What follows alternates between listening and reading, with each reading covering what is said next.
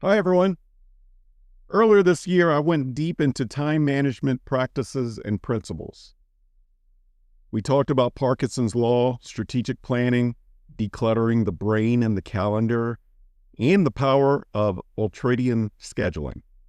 If you want to go back and listen, it's episodes 59 through 63.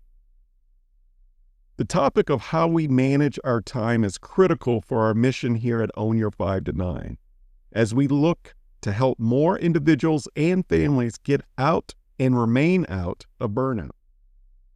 Today, I wanted to revisit the It's About Time Hacks series, and I thought it would be exciting to have a kindred spirit and an expert in time management join the show. In fact, my guest today, Dearmon Kornick, hosts her own podcast called It's About Time. I've been a follower of Anna's podcast and her work for the last few years, and I've always admired her approach to time management. Anna is a highly sought-after time management coach and keynote speaker, top 1% globally ranked podcast host of It's About Time, and the founder of the It's About Time Academy, a true Louisiana firecracker who has become known for making time management fun. Anna helps busy professionals and business owners struggling with overwhelm manage their time using her personality-driven heart method. Today, you will hear a few familiar themes in our conversation regarding time management principles, but where we ultimately end up is the value of vision, purpose, and values. And a new one for me, personality. We can have the best time management principles in the world, but if we aren't in alignment with our authentic design, then what is the point? If we don't have a vision, then how do we know where we're going? And if we don't know how we inherently operate, then how can we reduce our overwhelm? It all matters. Today's conversation is for anyone that deals with chronic overwhelm, burnout, and or anyone who is looking to make a pivot in their career. It's easy to get stuck and become paralyzed with fear. You have options, and I hope that you find today's conversation helpful and beneficial. We'll be back after this quick break.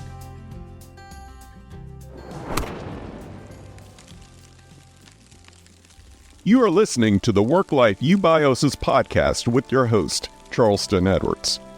If this is your first time here, welcome. My goal is simple: to eradicate burnout and to bring harmony, purpose, and balance to this world, starting with the family.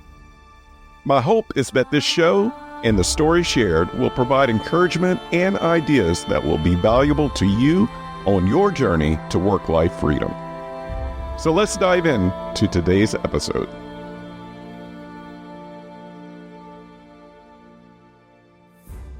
Anna, welcome to the podcast. Hi, thank you so much for having me. It's been an absolute honor to have you here. And before we learn more about you, I want to recap a few things. I've followed you for a few years, and in preparation for this interview and doing my research, I learned that you have a story of burnout going back to 2017, which led you to leaving the corporate ladder. One segment on this show is called Burning Ladders. Burning Ladders is where individuals share their stories about burnout, ditching the rat race to pursue a different, deeper, or higher purpose. So with that being said, can you share a little bit about yourself and your story and what led you to exit from the ladder and why you made a complete pivot in your career?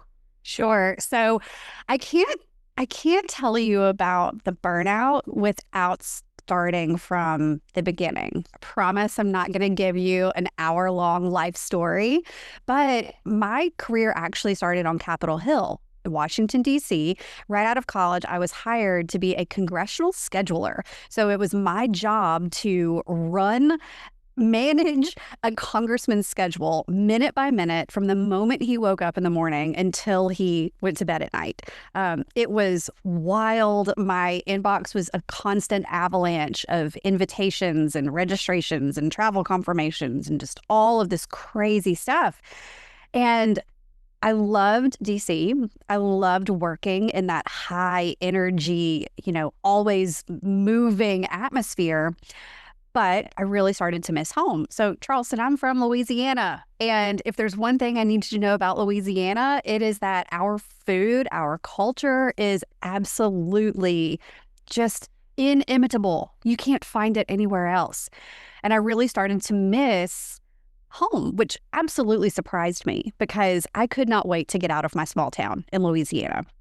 Could not wait to leave and spend time somewhere else. But what was starting to happen as a young professional is that my values were beginning to come to the surface. And I began to realize that I wanted to be near my family. I did not want to have to, scout cheap Southwest flights every time I wanted to hug my mom. I wanted to be able to run down the road and have a biscuit and mayhaw jelly with my grandmother whenever I wanted. And so I left Capitol Hill, but stayed in the world of government by moving to Baton Rouge and kicking off a 10-year career in crisis communications and government affairs. And usually when people hear me say crisis communications and government affairs, they're like, oh, okay. So yeah, the burnout makes sense. Over the course of 10 years, I served in a variety of different communications and legislative positions, working for elected officials, working for appointed officials, cabinet secretaries, a lieutenant governor.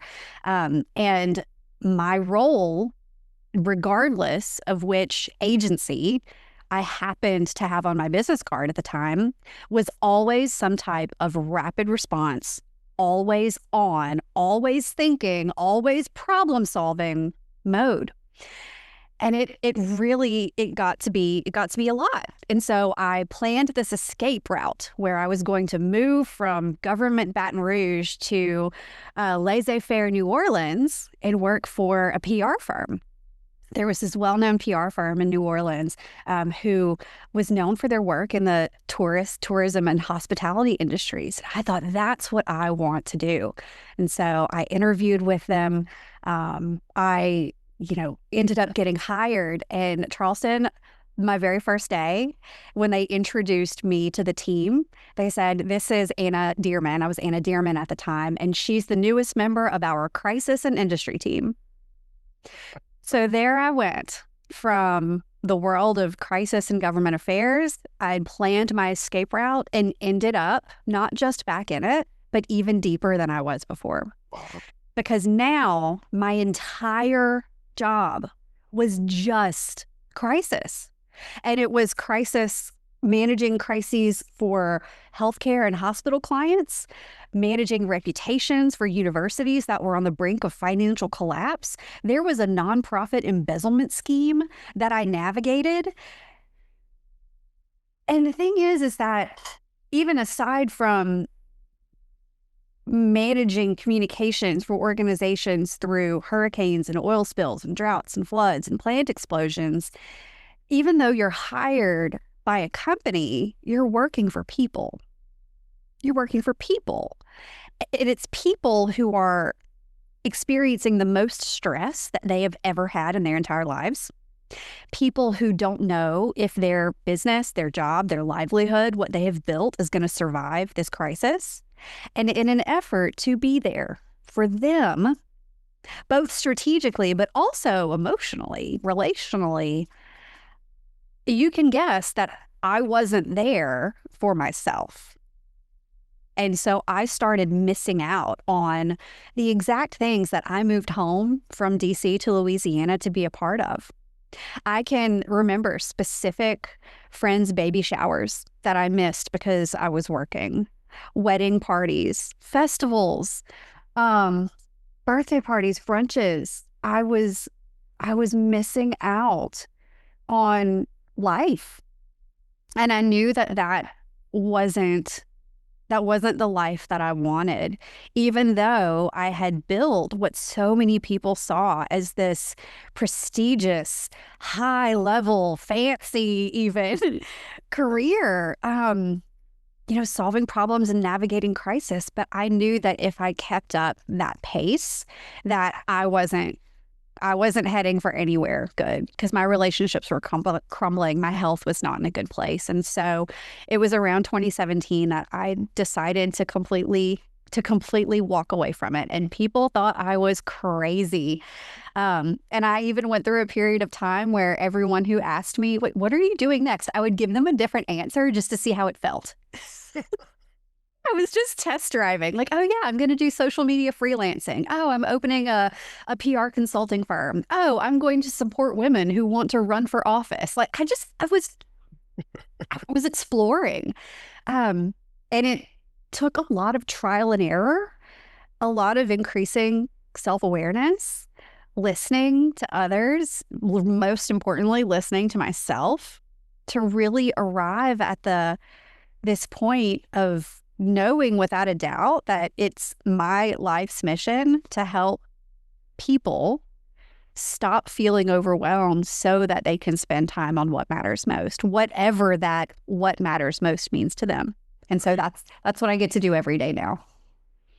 It's an amazing story, and you're wired to juggle a lot. 10 years of juggling schedules, of being there not only physically, but emotionally and thoughtfully 24/7 takes a lot. That's very, very stressful. With that being said, how do you slow yourself down? Yeah. I mean, because when you are in a high capacity role and your body is used to constantly being on alert, it almost requires a detox because it's impossible to completely flip a switch. And I think that's something that's so discouraging for people whenever they want to either recover from burnout or to get themselves out of a stressful situation, is that your body, your nervous system has become accustomed to operating in that style of life. Right. And so it takes time.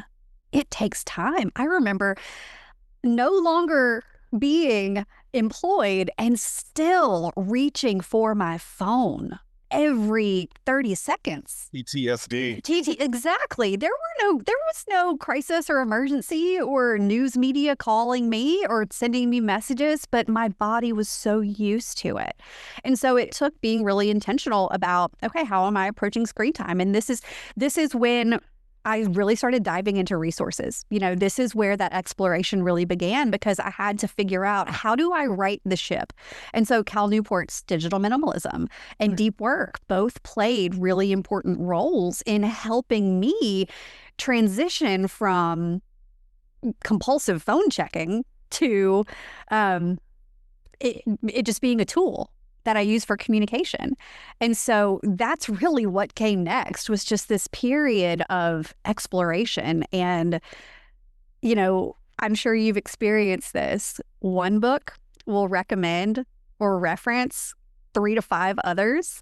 And so then you'll add those to the list. And then those books will reference more books. And then the next thing you know, you've got this collection of 37 books that you're trying to take in order to understand how to do life. Right. And it shouldn't be that hard. It shouldn't take years of exploration to figure it out. And so I'm just grateful that, I think that there's purpose, there's a reason for the experiences that we have. Sure, I would have loved to have not experienced burnout, but think about it. My burnout enabled me to spend time exploring. So now I can shorten that journey, that path for someone else. I'm a huge fan of saying there's a lot of purpose that can come from pain, and that's the story that you just explained. Also, I'm a huge Cal Newport fan. He continues to practice and preach the theory of the deep life and all of his projects that comes out of that deep life. So I appreciate what you just said about that, of just there is more to life. With that being said, you've now been in the time management space for nearly 8 years. You did the detox. You didn't tell me if you did a sabbatical or not, but you did the detox. So what has changed from when you started to where you're at today? Would you have done anything differently in coming into this new career? Looking back, it's no surprise based on what you know about me, that I believe that the path happened the way it did for a reason, because everything builds on the next, and each experience is what prepares you for the next one. And really, there's nothing that I would go back and change. I think, like any entrepreneur, I wish that things were able to move faster. And sometimes it takes reminding myself that this is not a race. This is a practice. There is no finish line. It's just constant refinement. And that helps me, stay motivated whenever I feel like things aren't moving along as quickly as I would like them to. It's just the reminder that I'm where I'm supposed to be. But I'd say that what has changed for me since the very beginning has just been increased clarity as a result of experimentation and living life. I mean, the HEART method, which is the framework that I now use in coaching, that didn't exist when I had my very first client. That took trial and error. That took continuing to expose myself to other time management, productivity, and life experts to start to put the pieces together for myself in a way that made sense. And even this past year, the HEART method entered, you could call it a new phase, the HEART method 2.0, because I've learned from working firsthand with a number of clients that, oh wow, there was a missing piece here. And now I see what that missing piece is. And it makes the whole experience just so much more comprehensive, more holistic, more rich, just richer. And you don't experience that in year one. It takes time to uncover those pieces. And I know that there's still more that I haven't discovered, and I can't wait to discover it, but it's just not time yet. Right. I love that. I typically say, at least when I got into this space, that I was entering a wilderness. It's a place of humility, understanding that I don't know it all, nor will I ever know it all, that every day is a learning and experience, and you take what's right in front of you. And that's what you just shared. This world is also rapidly changing in 2025. So I'm going to throw you a curveball that with the growth of AI, literally the growth of AI overnight, how has that changed your approach to work and how you coach your clients? Definitely. Okay. So it absolutely has been incorporated in the way that, not only the way that I approach the delivery of coaching, but also in the recommendations that I give my clients, because I don't want them to be afraid of a tool that can help them with their time. And a lot of times we're afraid of things that we don't understand. And so I found, because, I am very intent on incorporating personality into the way that we manage our time. I think that's a big missing piece in a lot of time management and productivity methods that exist. And so what I've found is that most people, particularly most of my clients, really need concrete, practical examples when it comes to AI, when it comes to morning routines, and anything, in order to see how it can apply and improve their lives. And so when I think of AI in supporting my clients, I really like showing them in our sessions how they can use, like, oh, let's pop open the hood, let's ask it some questions so that they can see the power of AI in action. Examples being how to create a simple meal plan for your week. Weekly planning is a huge part of what I teach. And so many of my clients come in and say, I want to do meal planning. I don't know where to start. It seems like it's going to take me forever. Okay, well, let's just open up ChatGPT, tell it what's in the pantry. Let's incorporate that one of you is gluten-free and that your 4-year-old hates broccoli. Let's type that in and let's see what happens. Maybe it's not going to give you the perfect meal plan the first time because your husband doesn't like radishes, but let's just see, and then let's tweak it. And it's really encouraging them to think like scientists, not just with AI, but in all aspects of making changes to their life. Think like a scientist. Don't look for the perfect outcome. Look to learn from the outcome. But I'll tell you, AI has made a huge difference in my ability to support more clients with personality-based time management insights. So I am a certified Myers-Briggs practitioner. And so I absolutely love using the Myers-Briggs assessment in order to understand, to get a deeper look at how my clients think, how they make decisions, their approach to closure versus open-endedness, and the self-awareness that it creates for them is just unreal. They really, some of them are seeing themselves for the first time, and it's really beautiful. But what I do in my work is I take the Myers-Briggs and I then translate it for time management, because that you can't just like press a button and get a Myers-Briggs time management report. It doesn't do that until I've now created my own custom GPT that enables me to take a client's Myers-Briggs report. I don't even have to type anything in at this point. Wow. I drag and drop, and it takes what I have compiled, what I have shared, and it creates this amazing custom report for them that speaks directly to their personality. It's like putting a mirror up in front of, I have a question about this. You're blowing my mind. How do you align someone's personality type? How do they think? How they communicate to their value system? Where do those two things connect? Yeah. So it's so good. And the thing is that it has to be a layered approach. It has to be a layered approach. And we start, so often we think of starting this process, and I did too for a very long time. You start with vision. You always start with vision. But what I learned is that many of the women, many of the people who come to me are so overwhelmed that they don't have the capacity to even dream, to come, the thought of articulating core values when you are in a state of overwhelm is impossible. And that was the missing link that I discovered this past year. It's that I was skipping over navigating overwhelm. We've got to deal with the overwhelm before we can start to create the vision.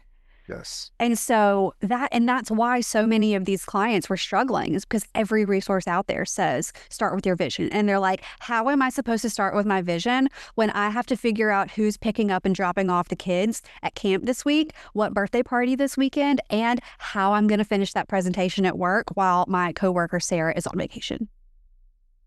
Right? Like, how are you supposed to think of a vision when you have that going on? And so I realized that part of navigating overwhelm involves using yourself as a compass. And that's where that time management personality piece comes in. And so when you understand and you can articulate your preferred way of making decisions, the type of information that you need to feel comfortable making decisions, where your energy flows in that extroversion, introversion sense, knowing that then unlocks your ability to define your core values. I love that. So how do you get someone that is a high achiever, that burning both ends of the candle, to say no to some of the things on their lists? There's certain industries where you just can't say no to. It comes with the territory, and then you have a family over here. What's your advice once you have that person looking in the mirror at their core values? What's the next step of actually saying no. This is coming off my list. Oh, that's This so is being good. delegated. And what's so funny about this, Charleston, is that in Tuesdays, it's About Time Academy weekly group coaching session. We start every session by sharing wins. Well, first we do a heart check where we check into how we're doing with habits, energy, attention, recharge, and time. But then we move into sharing wins. And there were no less than 7 members who shared that their win was saying no to something. Yay. I know. I was like, should we just call this the it's about saying no academy? Like, what is going on? Like, everyone was so proud that they had said no to things, and it's because the clarity that they've gotten. In the first phase of my program is actually called Navigator, because we have to first be able to navigate overwhelm when it strikes before we create that vision for ourselves. And you don't just navigate overwhelm and then you're done. And then it just never happens again. You get overwhelmed all the time. I get overwhelmed as a time management coach all the time. The difference is I understand the tools and the methods to easily navigate it. So I don't get overwhelmed by overwhelm the way that I used to. And there are different methods to speak to different types of overwhelm, okay? And I know you asked me about saying no, and this all ties back to it. And it's that whenever you take an inventory of what's on your plate, and you stop looking at everything as a to-do, and you divide it into, of these to-dos, what are the must-dos?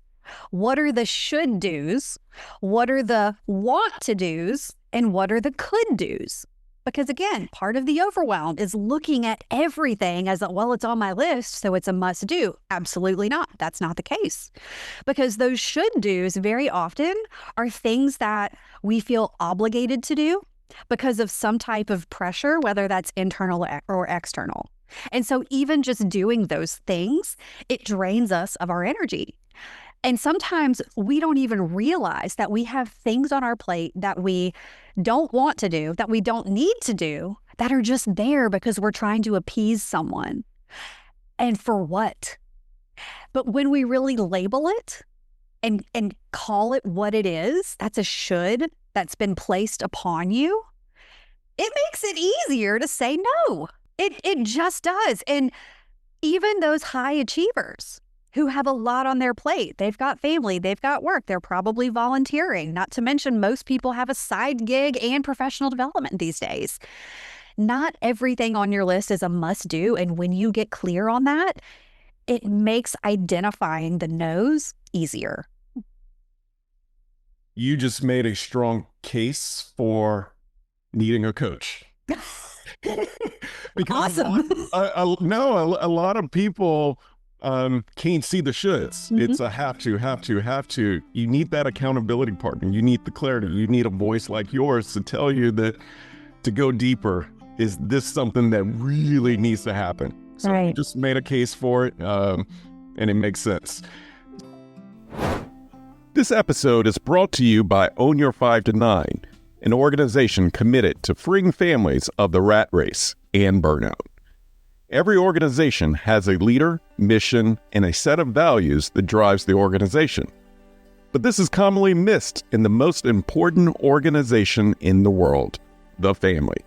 An organization has one mission for how it will impact the world. Why not the family?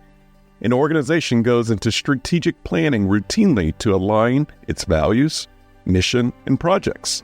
Why not the family? Whose Home, a strategic planning guide for families, is a workbook and a tool needed in all households. Whose Home takes a strategic planning approach with 10 guided exercises to define your core family values, family mission, and tools to operationalize how your family does life together. If your family is facing a big decision, Whose Home is for you. If you're considering a career pivot, Whose Home is also for you. If you desire more intentionality and harmony in your home, Whose Home is for you. Create a healthy culture, not a hustle culture, at home. Visit ownyour5to9.com to claim your copy today.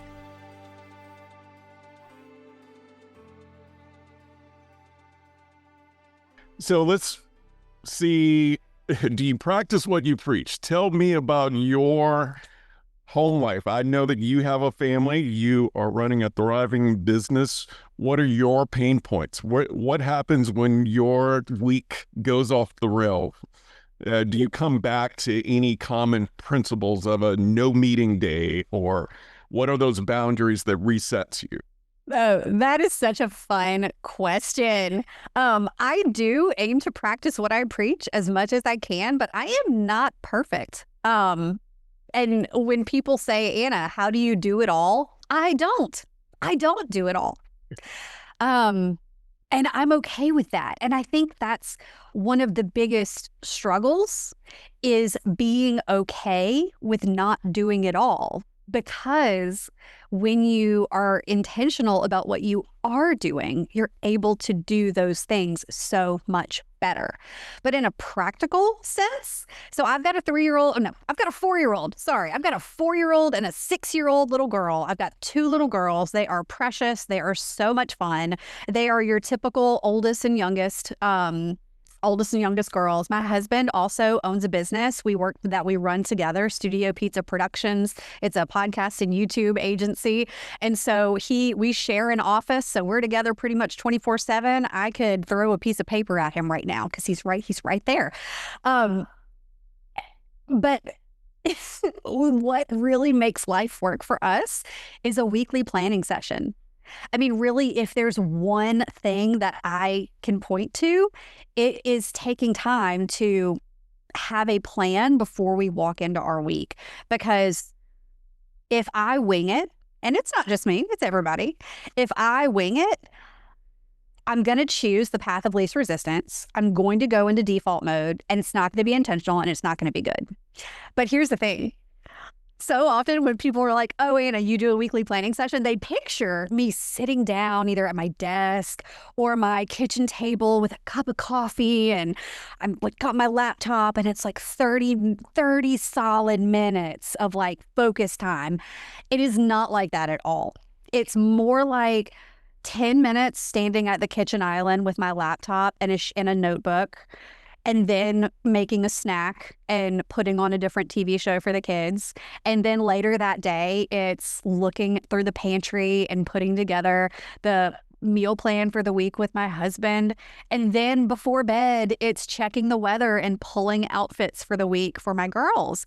So it's not this, let's sit down and do it all at once. It is a fragmented but incredibly effective weekly planning. It's not even a session, it's sessions. It's weekly planning fragments. Maybe that's what I should call it, because you still accomplish the same purpose, but it fits in with the chaos of your life. Yes. Yes.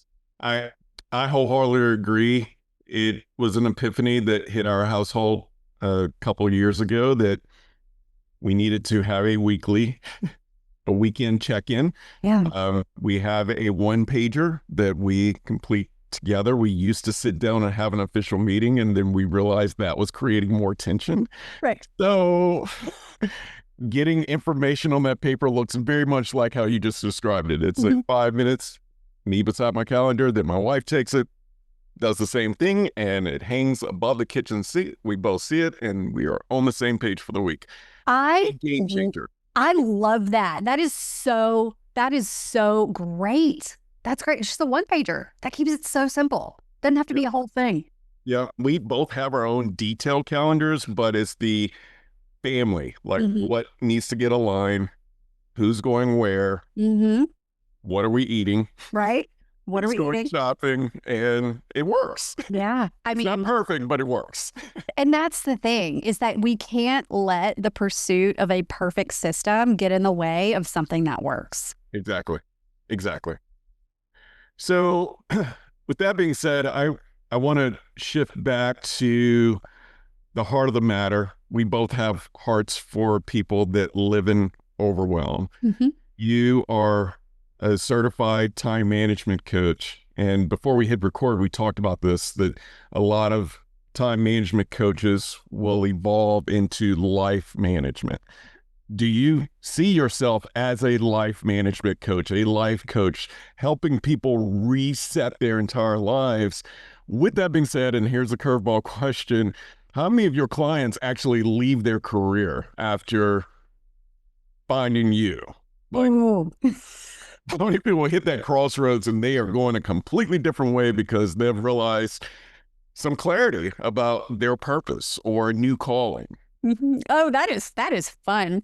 I love that. Okay, so don't let me forget to answer that question because I definitely want to start with just the life versus time piece.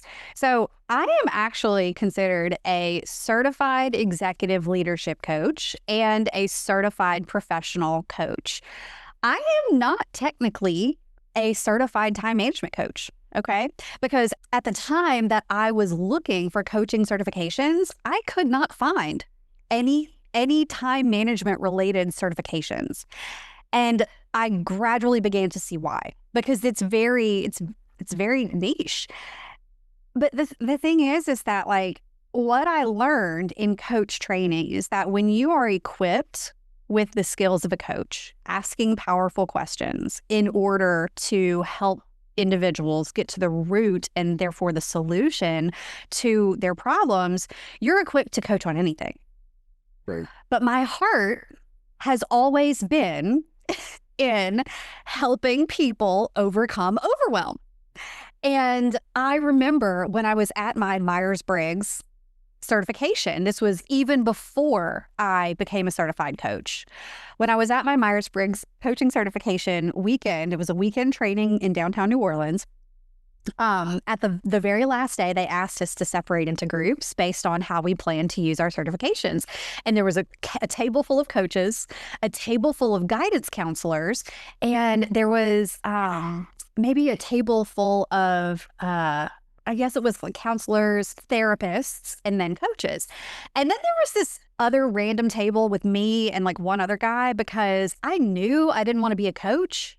I just knew that I wanted to help women live their lives better with time management and personality, but I didn't know what that was or what it was going to look like or if it had a name. Turns out that's called coaching. Right.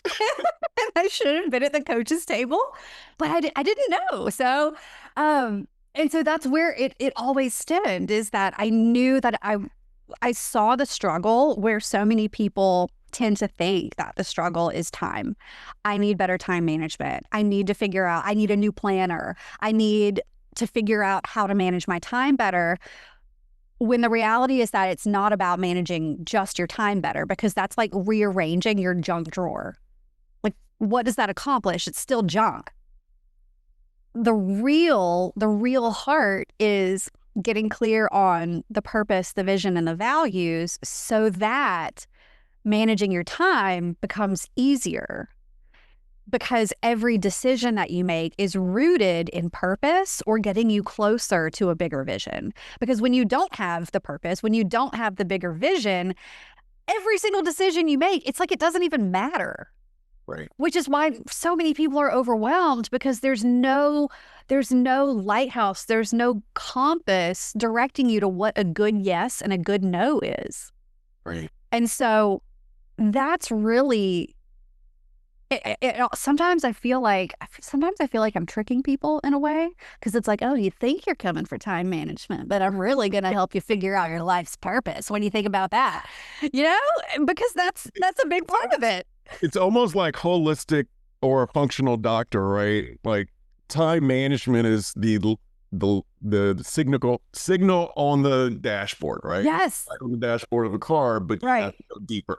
Right. It's like a symptom in a way. And I don't want to just treat the symptom. I don't want to just give you a cream and tell you to go for it. I want to get to the root of it. And that's another reason why I never wanted to consider myself a life coach or a business coach or a professional coach, because all of those things are combined.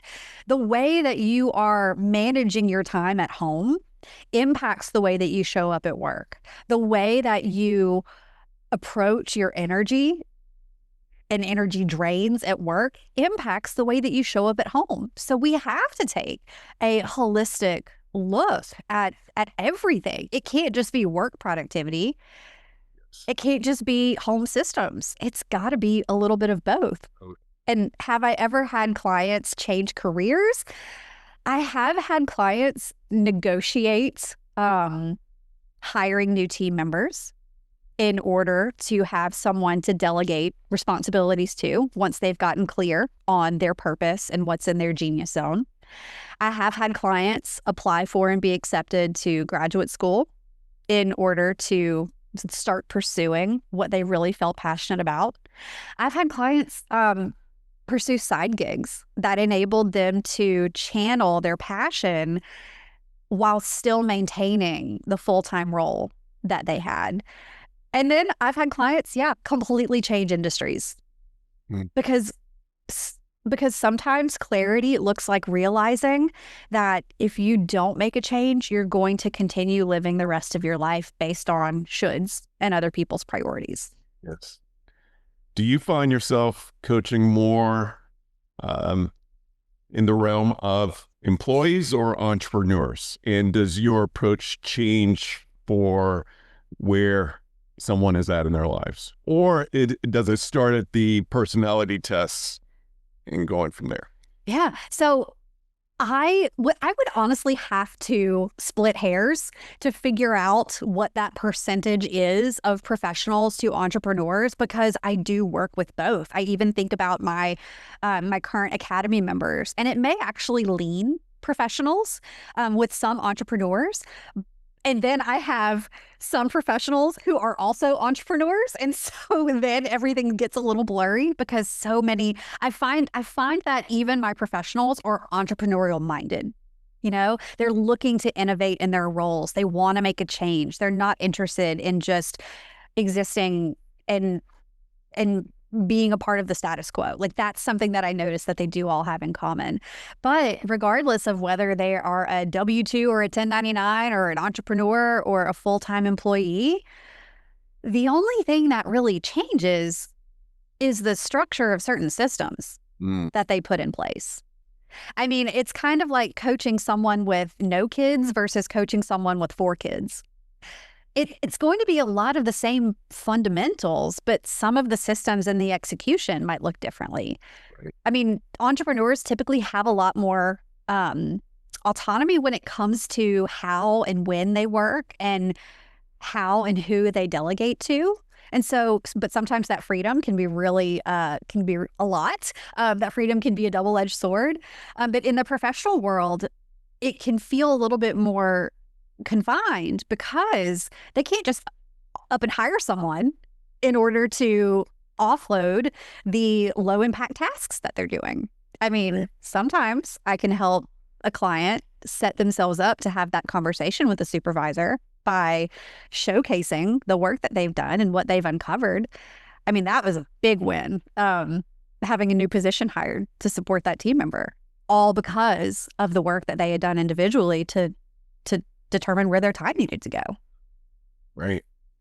So let's just say this, and this may hit on a few things that you've already said, and I know we're getting close to time. Someone has gone through your system, or they have full clarity on what their purpose is, what their calling is. They are in the zone. Mm-hmm. Do you have hacks of protecting the genius zone? So how can someone best protect their time doing what they love most? I love it. So, I've shared with you that the very first phase of my program is called Navigator because it's all about navigating overwhelm. Well, now if we look at the last phase of the program, it's called Pace Setter. Pace Setter. Okay. When you think about a pace setter, I don't know if you've ever run a marathon or a half marathon, but there are these runners all throughout the course who their entire job is to maintain a specific pace, a consistent pace throughout the entire race. They typically hold a flag or they're wearing some kind of flag, and other runners are able to run alongside this pace setter. And what I teach in this last phase is how to become your own pace setter. You set the pace for your life. You decide what you want it to look like. And now it's up to you to maintain that sustainability. And we do that by pulling from the Heart Method toolbox. And so I believe that there are 5 really pillars to maintaining that sustainability. And amazingly, it spells the word heart. I wish you could have seen me when I had this epiphany at midnight in the guest room 2 houses ago while my husband had the flu and was asleep in our main bedroom. I almost jumped through the window. I was so excited. But the heart is an acronym for habits, energy, attention, recharge, and time. Habits, energy, attention, recharge, and time. And there are very few time management, work-life balance issues that cannot be solved. If any, I've yet to encounter one that can't be solved by reaching in and picking up one of those tools.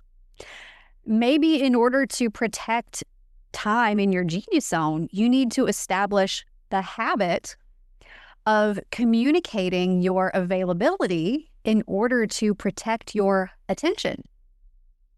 Maybe you need to chart your natural energy flow throughout the day to understand when your natural energy is going to align with your most important work so that you're not trying to push through thought-heavy analytical work in the afternoon when all your body wants is another cup of coffee and a nap. Maybe it's reaching for task batching and establishing a task batch and a theme day in order to align your focus and protect your energy during an intense work period. Yeah. You can use so many tools. And I know you asked for specific hacks, but it's like, you know, some of them are a hammer, some of them are a screwdriver, and it's like, what problem are we solving? Because it's different for everyone. Exactly. Because when you can clearly identify the problem, when you can troubleshoot, you can pull the right tool or the right combination of tools, and you're set. And it is so cool, the confidence that you have whenever you know how to use these tools well, because you know that any obstacle you can handle. Yes. Yes. I love it. We're at time. I'm going to end with one other question because you talked about this at the beginning of the pace that you were running at when you were in corporate, and the stress was having a major impact on your health. Was. And we don't talk enough about stress and the health implications of that. And this could be a whole nother podcast just on stress. So I'm going to bring the question back to you. How are you taking care of your health? How are you de-stressing? And what advice do you give to others based off what you're doing to combat stress? I love that. It's a great question. Stress is something that we all deal with. And the thing is that a lot of the stress that we encounter day to day could be avoided with planning and forethought. And so you could say that my stress relief begins in December of each year when I sit down and do an annual planning session it's right behind me, using my big picture year calendar. This is if you're just listening, it is a 2-foot by 3-foot calendar that has the entire year on it. And this is when I identify what are my 4 quarterly Anna days, because I take off a day each quarter to recharge, to get a massage, to work on something that's fun, to just have a day for myself. And knowing that those days are coming, it gives you that like anticipatory joy of, hey, Anna Day is coming. And then it gives you the satisfaction after. And if you're thinking, oh my gosh, that sounds like I could never have an Anna Day, or I could never have a Charleston Day. It's 4 days a year. There are 365 days in a year. You can give yourself 4. And so planning in advance, and that's the thing, is that I choose those days in December of the year prior. Because if you wait and say, oh, I'll wait until it's convenient, or whenever that magical time is not going to appear. You have to call it and claim it and protect it. So annual planning, giving myself a quarterly Anna Day, working out regularly, prioritizing moving my body and eating to fuel my body, are huge stress management tools. And those can't be accomplished without, again, prior planning and an accountability partner. That's right. It's huge. And so, I can keep going because I never want to return to that place of stress ever again. I typically have no meetings on Mondays and Fridays. I typically do not begin to take calls until at least 10 a.m. in order to give myself that space. I do not take anything in the evening unless it is absolutely necessary. It's the exception to the rule. Boundaries. Boundaries. Those boundaries live on my calendar. And so I'd say that there's definitely no silver bullet when it comes to managing stress, but having each of those pieces in place, from annual planning, quarterly ANA days, no meeting Mondays and Fridays, maintaining specific windows when coaching calls happen, knowing my capacity, being aware of when my energy is up and down, and honestly, being okay with B+, because you know what? My B+ is still really good. And I would rather have a B+ on a project and it's still cross the finish line than have a project that never sees the light of day because I'm waiting for it to be perfect. I'd rather go swing in the backyard with my kids. That's right. That's right. Thank you. Thank you. May we all go reserve an ANA day or multiple ANA days. Definitely. I have more terminology to add to my tool belt. ANA days. Yes. Yeah. Get you a Charleston day. Go for it. You need one. All right. So, Anna, where can people find you, follow your work, or enroll in your courses? Well, thank you, first of all, for the opportunity to spend this time with you. It's been so much fun. If you're looking to stay in touch, I would love for you to, pop over to the search bar in your favorite podcast app, search for It's About Time. My podcast is right there. It goes live with another episode every Monday. That's really where you'll find all my best stuff. Hear about what I'm up to when any new programs or challenges are coming up. And then if you're into social media, come find me on Instagram. I love to chat in the DMs. That's where I share a little bit more about what life looks like and how I'm really navigating things day to day. Well, thank you, Anna. Hopefully we can meet again soon. Thank you for being here today. Thank you.